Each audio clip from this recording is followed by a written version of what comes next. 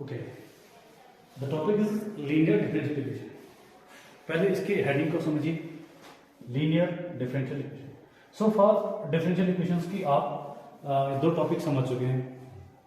उन दोनों इक्वेशन में आपने क्या देखा? पहला टॉपिक क्या था आपका कि आप क्या कर रहे थे, वेरिएबल्स को सेपरेट कर रहे थे। यानी आपके पास जो x का फंक्शन था वो dx वाले डिफरेंशियल के साथ चल पा रहा था, और जो y वाले फंक्शंस टर्म्स थे वो कंप्लीटली dy के साथ जा रहे थे।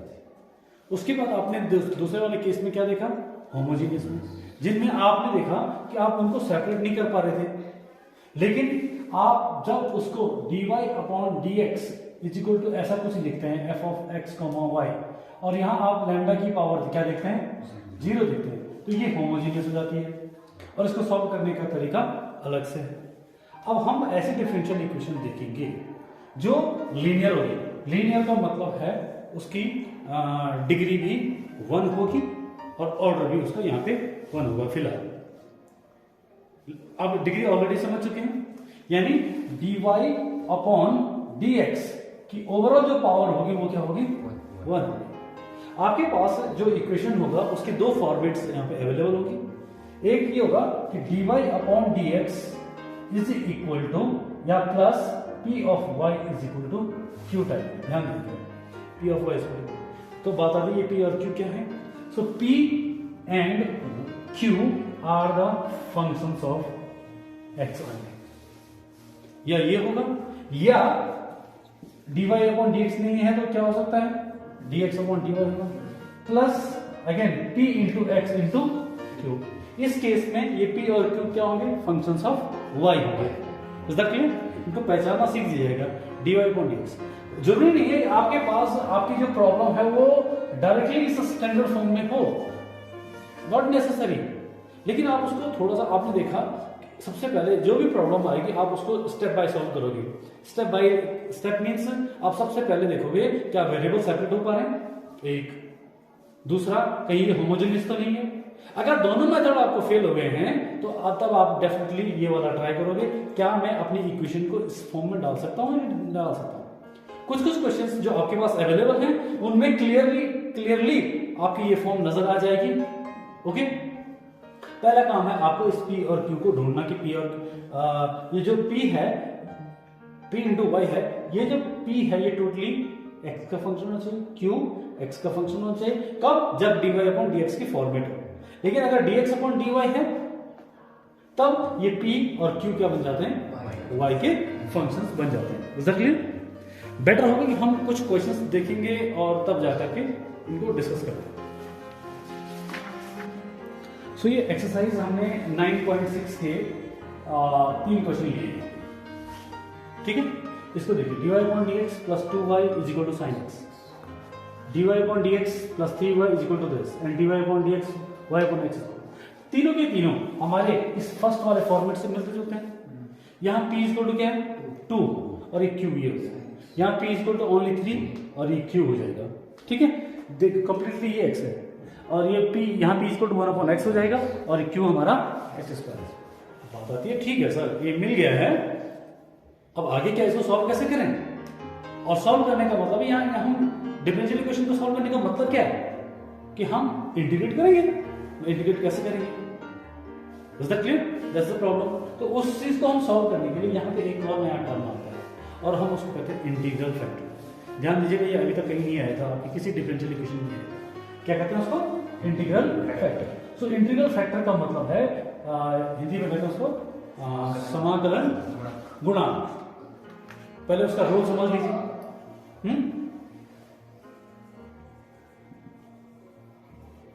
इंटीग्रल फैक्टर पहले ये समझ लीजिएगा, फिर इसका रोल वो पता करते। इसका रोल पहले आपको समझाता हूं।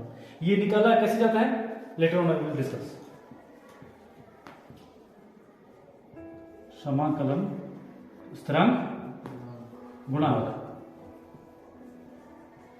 स्थिरांक गुणांक एक बात होगी, स्थिर चीजें गुणांक है। अच्छा ये गुणांक अलग होता है, सॉरी। ओके, इंटीग्रल ये समाकलन। इसका रूल क्या है? इसका रूल ऐसा है, ये कोई ना कोई टर्म आएगा, फंक्शन आएगा, चाहे x का फंक्शन हो चाहे y का, ये कुछ ऐसा आएगा जो जिससे अगर मैं इस डिफरेंशियल इक्वेशन को मल्टीप्लाई करूं, दोनों से मल्टीप्लाई करना पड़ेगा तो दोनों साइड करना पड़ेगा। ओके, मल्टीप्लाई करने पे आपको सीधे सीधे पता लग जाएगा ये पूरा किसका डेरिवेटिव है। रिपीट अगेन, मैंने क्या कि आपका इंटीग्रल फैक्टर एक फंक्शन आएगा, ठीक है। ये वाला केस होगा तो x का फंक्शन होगा, ये वाला केस होगा तो y वाला फंक्शन। तो वो उससे क्या करेंगे, उससे हम इस डिफरेंशियल इक्वेशन को मल्टीप्लाई करेंगे, जैसे ये इसको मल्टीप्लाई करेंगे।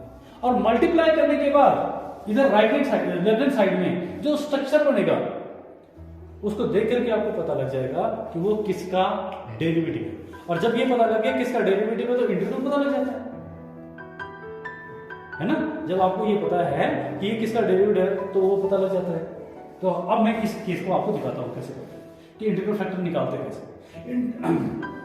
इंटीग्रल फैक्टर इसको जब हम IF शॉर्ट में बोलेंगे, that is equal to actually e raise to the power, ध्यान दीजिएगा, e raise to the power integration of t of dx।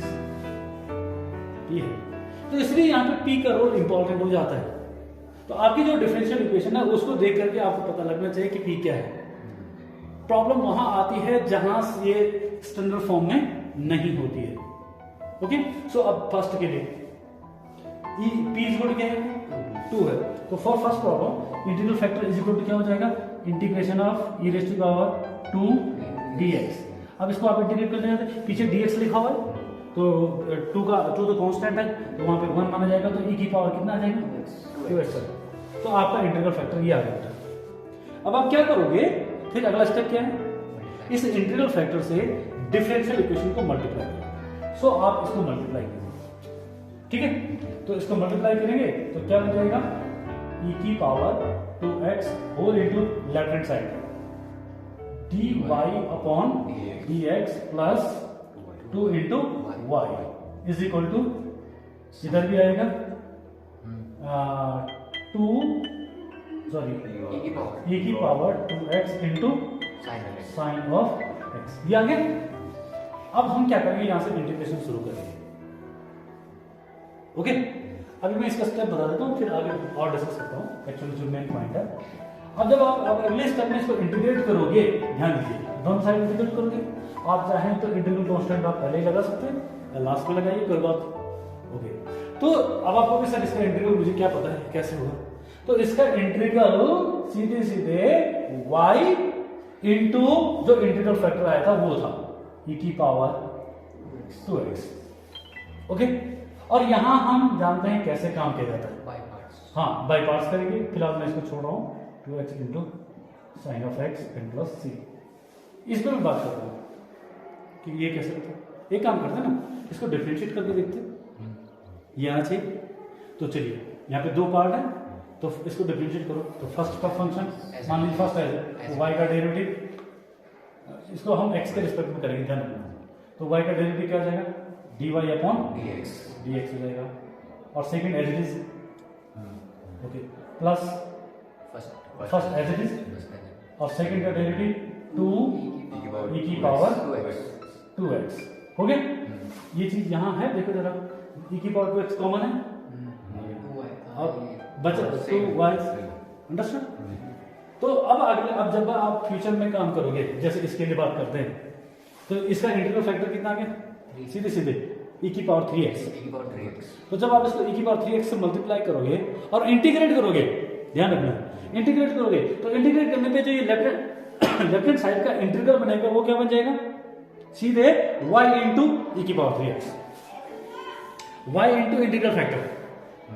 That's why integral factor is very important, and maybe that you will face a question of 1 marks or MCQ। एक question MCQ का आ सकता है कि इस तरह का आएगा कि इसका इंटीग्रल फैक्टर बताइए only. Okay, so let me finish this one. So ready हो गया। अब हम क्या करेंगे बेटा, इसको भी हटा देता हूँ मैं। ओके, अब आप इसको इंटीग्रेट कीजिएगा and that is the rule of by part. फिलहाल y इंटू e की power 2x is equal to first, यहाँ बाय पार्ट्स फर्स्ट फंक्शन कौन होगा, sine x as it is. ये काम करना पड़ेगा, इसको मुझे I1 लेकर के कहीं अलग से काम करना पड़ेगा, ठीक है। So let I1 is equal to sine x okay. Second e की power 2x minus cos x, है ना। और ये इसका डेरिवेटिव है, ये इसका क्या आएगा, इंटीग्रल। ना ना ना ना ना, यहाँ गलत हो गया ना। फर्स्ट फंक्शन sin x है, सेकंड का इंटीग्रल e की पावर 2x का इंटीग्रल क्या हुआ, e की पावर 2x अपॉन 2, और यही चीज यहाँ दोबारा आई अपॉन 2, ये I1 है। यहाँ फिर आपको दोबारा काम करना पड़ेगा। ये 2 मैंने बाहर लिखा, e की पावर 2x पहले लिखा और इंटू साइन x माइनस ये 1/2 बाहर लिखा, फिर ब्रैकेट शुरू किया cos x as it is, second e की पावर 2x अपॉन में 2, ठीक है। और फिर ये माइनस इंटीग्रेशन ऑफ cos का डेरिवेटिव क्या रहेगा, माइनस का साइन, ये प्लस हो जाएगा, और e की पावर 2x अपॉन में 2, ये dx अब ये 1/2 अंदर जा रहा है, ठीक है। ध्यान रखो ये I1 इक्वल टू है 1/2 e की power 2x into sine of x, ये अंदर गया 1/4 e की पावर 2x बाहर लिया, पहले लिखा, या कॉमन भी कर सकते हैं आप, छोड़िए, और इंटू cos x, और ये मिल करके फिर माइनस का बन जाएगा, और क्या बनेगा 1/4 और integration of sin x into e की पावर 2x, यही आ गया। सो व्हाट कैन आई से, this is again I1 and this is I1। सो ये वाला इधर शिफ्ट हो जाएगा, तो कितना बन जाएगा 5/4 of I1 is equal to, यहाँ कॉमन क्या है वो देख लीजिए आप, है e की पावर 2x कॉमन है, चलो 4 भी आता है तो कॉमन ले सकते हैं, है ना। तो 4 यहाँ कॉमन लिया तो यहाँ क्या जाएगा 2 एल्सियम लेने की केस है, 2 into sine x minus cos x, हो गया। अब ये 4 कैंसिल हो जाएगा, 5 नीचे चले जाएगा, तो अब सीधे सीधे y इंटू ई की power 2x is equal to e की पावर 2x अपॉन में 5, ये वाला, ठीक है। और ब्रैकेट में ये 2 into sine of x minus cos of x and plus c, that's all this. Understood this? So may be that जो मैंने वहां पे 2-3 क्वेश्चन लिखे थे, तीसरी प्रॉब्लम ये इजीली हो जाएंगे, ठीक है। इसमें ट्रिग्नोमेट्री आ गया था तो इसलिए थोड़ा सा लंबा चले गया था, बाकी में ट्रिग्नोमेट्री नहीं है उस साइड में, राइट हैंड साइड में, तो उसमें ज्यादा प्रॉब्लम नहीं क्रिएट करेगा। यहाँ इसका इंटीग्रल फैक्टर क्या बन जाएगा, इसका p कितना है 1/x है, तो integral factor i is equal to if is equal to e raise to the power integration of this, so what log x, so e की पावर log of x is equal to only x, the formula is there, e raised to the power log of something, क्योंकि ये माना जाता है कि इसका base भी क्या है यहाँ पे e है, so your answer is x। अब बहुत आसानी से आप x से इसको मल्टीप्लाई करोगे, और x से मल्टीप्लाई करोगे और इंटीग्रेट करोगे, x से मल्टीप्लाई किया और इंटीग्रेट किया, तो इसका आंसर कितना बन जाएगा, राइट हैंड साइड का लेफ्ट हैंड साइड का, सीधे yx इज व्हाट, इंटीग्रेट करके, और इधर राइट हैंड साइड में integration of x into x square, x कौन सा इंटीग्रल फैक्टर वाला, और x square then x cube, आसानी से ये हो सकता है। So most this changed part is not the difficult part, the changed part, the different part is here to calculate the integral factor. But first of all you have to identify the question and the steps are, जब भी question आएगा आपके पास सबसे पहले आप देखोगे क्या variable separate हो रहे हैं, ओके नहीं हो रहे हैं आसानी से, होमोजेनियस लग रहा है, नहीं लग रहा है, then you will try this, okay. Thank you.